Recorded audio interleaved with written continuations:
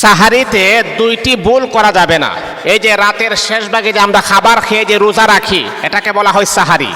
মানে রাতের শেষ ভাগের যে খাবার, এটা খেয়ে আমরা কি করি? রোজা রাখি, আল্লাহ পাকের বিধান ফরজ রোজা আমরা পালন করি।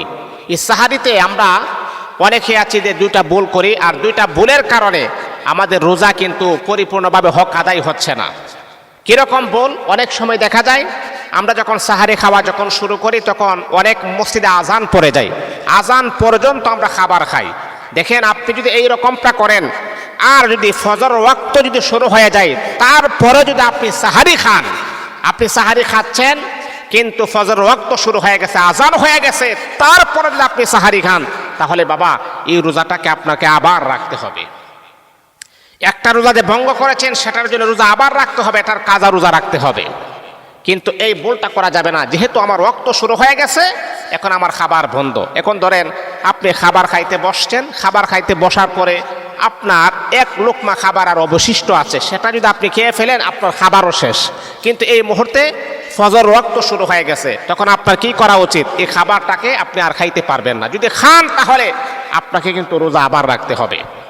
তো এই জন্যে অনেক মানুষ আছে যে সাহারি আমরা করি, কিন্তু ফজর ওয়াক্ত শুরু হয়ে যাওয়ার পরেও আমরা সাহারি খাই।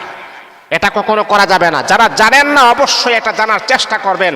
আপনি দেখেন, আল্লাহ পাকের বিধান আপনি পালন করবেন, আপনি কি এতটুকু স্যাক্রিফাইস করতে পারেন না? আর আপনি কি একটু অ্যালার্ট হতে পারেন না?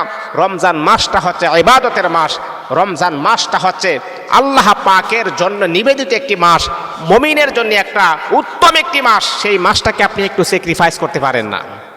তাহলে প্রথমে আপনি সাহারি খাওয়ার সময় অবশ্যই আমাদেরকে গড়ির টাইমটা মেনটেন করতে হবে, যে আমাকে জানতে হবে যে কোন সময় থেকে শুরু এবং কোন সময় এটা শেষ হয়ে যাবে, সেটা অবশ্যই আমাদেরকে খেয়াল রাখতে হবে। এটা হলো 1 নাম্বার।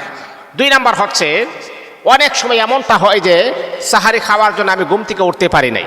আমি যখন রাতের বেলা যখন ঘুমিয়েছি, সাহারির টাইম চলে গেছে, আমি খাবার খাইতে পারি নাই, সাহারি করতে পারি নাই। এই জন্য এই অজুহাতে অনেক মুসলমানের বাচ্চা আছে, অনেক মহিলা আছে, পুরুষ আছে, যেহেতু আমি সাহারি খাইতে পারি না, সেই জন্য মনে হয় আমার রোজা হবে না, তখন সে কি করে? রোজা ভেঙে ফেলে। না, সম্মানিত হাজিরিন, এতে কোনো সমস্যা হবে না। আপনার রোজার মাঝে কোনো পরিমাণ কোনো বিঘ্ন সৃষ্টি হবে না, কোনো ভুল হবে না, আপনার রোজা হয়ে যাবে। যদি আপনি রাতের বেলা যদি সাহারি খাইতে না উঠতে পারেন, সাহারি যদি না করেন, অথবা কোনো কিছু যদি আপনি পান না করতে পারেন, আপনার ঘুমে যদি আপনার সময়টা চলে যায়, এখন আপনি ফজর আজান হয়ে গেছে, আপনার স্মরণ হয়ে গেছে, হারি আমি তো সাহারি খাই নাই, এতে করে তো মনে হয় আমার রোজা হবে না। না না না, এটা সম্পূর্ণ ভুল ধারণা। কিন্তু হ্যাঁ, আপনার একটু কষ্ট হতে পারে, আপনার একটু কষ্ট হতে পারে, সবুর করবেন, ধৈর্য ধারণ করবেন, কষ্ট হতে পারে, কিন্তু ইনশাআল্লাহ আপনার রোজা হবে। এমনকি এই যে আপনি যে পরিশ্রম করেছেন, রাতের বেলা সাহারিও খান নাই, আপনি যে এই যে রোজা রাখার ক্ষেত্রে যে আপনি একটা পরিশ্রম, কারণ আপনি সাহারিও খান নাই, রোজা রাখছেন, আপনার তো পরিশ্রমটা একটু বেশি হবে না? এতে করে আল্লাহ পাক তো রহমান, আল্লাহ তো রহিম, আমার আল্লাহ আপনাকে ডাবল সওয়াবের মালিক বানিয়ে দিবেন।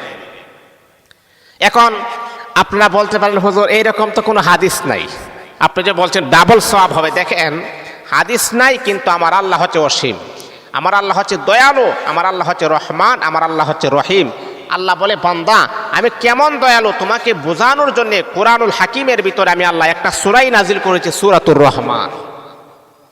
মা বাবা যদি সন্তান একটু কষ্ট করলে, মা বাবা যদি তার জীবনটা বিলীন করে দেয়, আর আমার আল্লাহর জন্য আপনি রোজা রাখতেছেন, আপনার কষ্ট হচ্ছে, আমার আল্লাহ কিভাবে আপনাকে ডাবল সওয়াব দিবেন না বলেন তো? আপনি আল্লাহর প্রতি আমাদের সুধারণা নাই, এই জন্য আমাদের এই সমস্যা।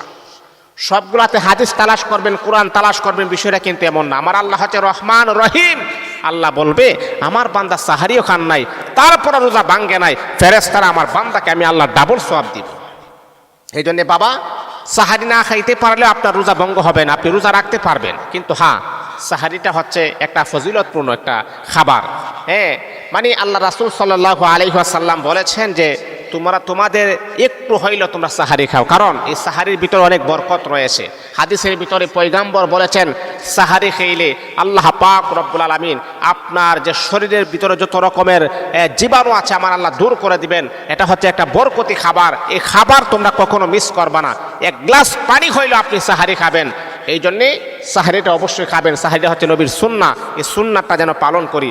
আল্লাহ পাক আমাদের সকলকে যেন রমজানের পরিপূর্ণ